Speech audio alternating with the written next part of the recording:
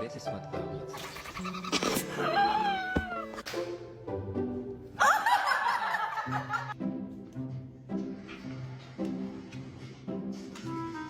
Poo!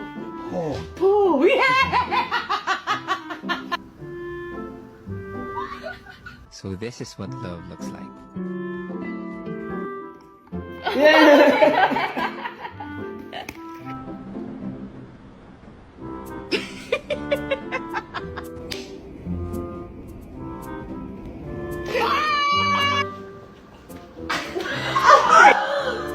Hands in. Yay!